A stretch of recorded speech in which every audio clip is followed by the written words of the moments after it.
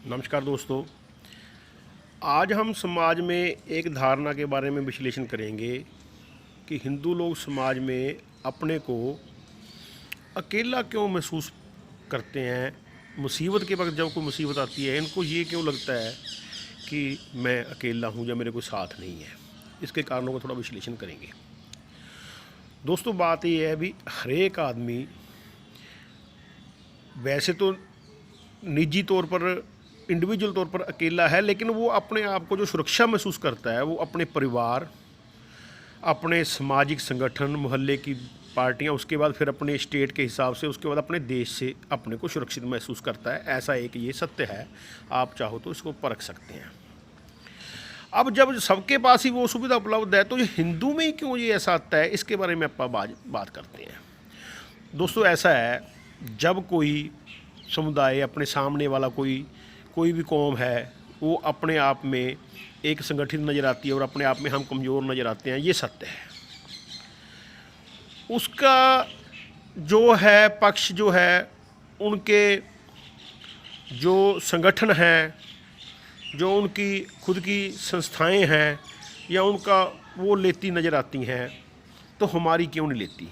क्या ये संगठन के सभी आगुओं का दोष है हमारे वाले, या कुछ ऐसा क्या है, इसका आप बात करें तो अपने को ये पता लगेगा कि दो तरफ से संगठन चलते हैं। पहले वीडियो में भी काफ़ी इसके बारे में कह चुका हूँ। धारणा दो तरफ से बनती है, एक ऊपर से एक नीचे से।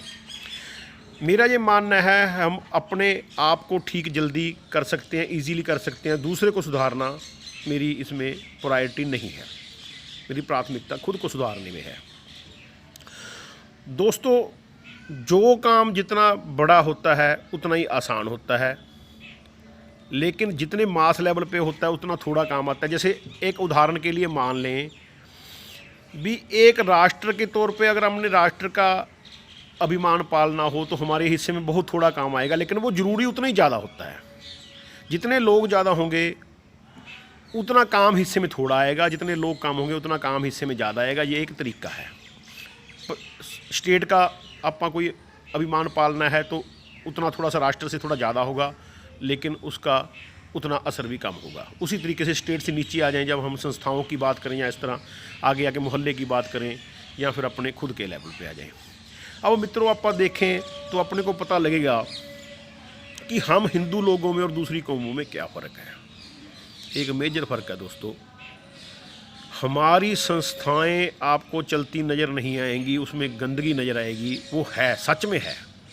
अपनी बात करें हम आज, हमारे लोगों को मित्रों सामने वाली कौमों की अपेक्षा खुद का निजी अहंकार जो है ना वो बहुत ज़्यादा है, जबकि उन लोगों में निजी अहंकार कम है।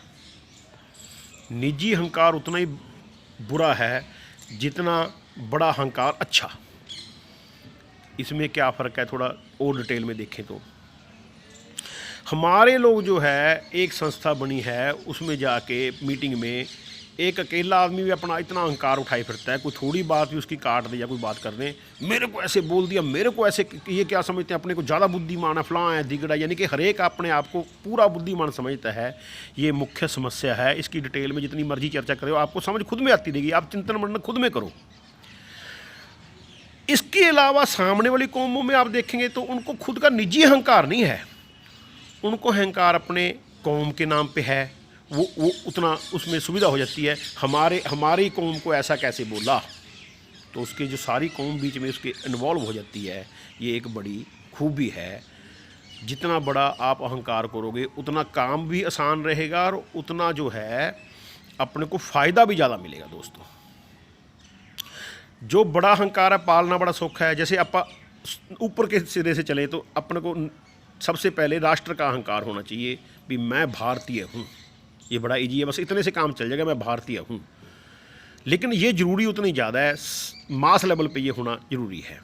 तो जो साधारण तौर पे हम भारतीय के विरुद्ध की बात होगी वो नहीं सुनेंगे, बस बात ख़त्म। तो अपनी सारा उसमें बीच में आ गए।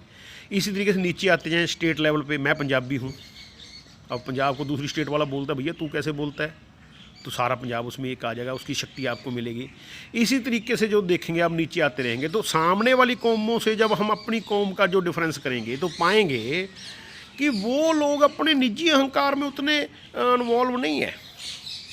वो लोग जो अहंकार में इन्वॉल्व भी हैं, तो वो जो अपने ये लगा लो आप संगठनात्मक, जैसे कोई भी आप देख सकते हैं, मैं नाम नहीं लेना चाहता, वो अपने संगठन के भी ऐसे हमारी कौम को ऐसे कैसे बोला, हमारी कौम के खिलाफ ये बात है, हमारी ये ऐसी बात है, या कोई पेशे के लेवल पे हमारे किसानों के खिलाफ क्यों है बात, ये ऐसा क्यों है।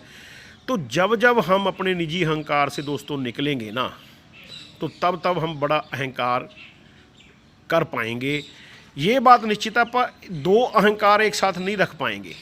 अगर हम छोटा अहंकार पालेंगे तो बड़ा नहीं पाल सकते, बड़ा पालेंगे छोटा नहीं पाल सकते। उसी तरीके से अपने जो अगर हमको लगे कि हमारे अपने बाप दादाओं का भी हम अगर सीधा अहंकार पालें, तो ये पालें कि हम उनकी औलाद हैं, उन बुजुर्गों की औलाद हैं जो सत्य बोलते थे, तो ये बहुत अच्छा अहंकार है। लेकिन हम अपना अहंकार बोले, मेरे ऐसे बोल दिया उसने मेरे को, वो संस्था नहीं चलेंगी, संस्थाएं नहीं चलेंगी, आपके हक में कौन बोलेगा। जब भी कभी सरकार का जो नरेटिव होता है दोस्तों, वो शांति रखना है अपने देश में, वो जिधर दबाव पड़ेगा वो उधर को उसको झुकना ही पड़ेगा, ये बात पक्की है।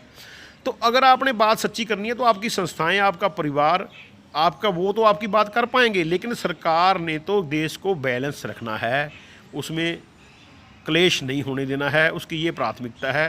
सेकंड तौर पे इंसाफ आएगा, पहले पे इंसाफ नहीं आएगा। इंसाफ अगर चाहते भी हो तो आपको मांगना पड़ेगा, जितनी देर तक आप रोते नहीं तो माँ भी दूध नहीं पिलाती, ये अपनी उदाहरण है और सच है।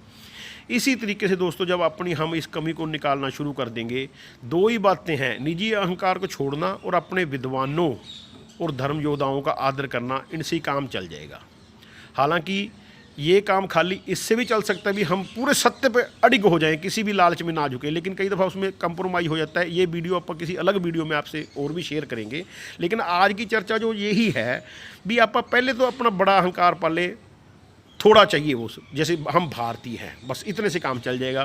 फिर हम पंजाबी कोई और स्टेट वाला जैसे उसकी बात करते हैं, हम पंजाब की बात करनी चाहें, फिर अपने शहर की भी कर सकते हैं, फिर संगठनों उधर दूसरी तरफ से अपने संगठनों की, अपने जो उसको धर्म कह लें या समुदाय की, जिसमें जब हम लोग पैदा हुए हैं, अपने उन बातों की।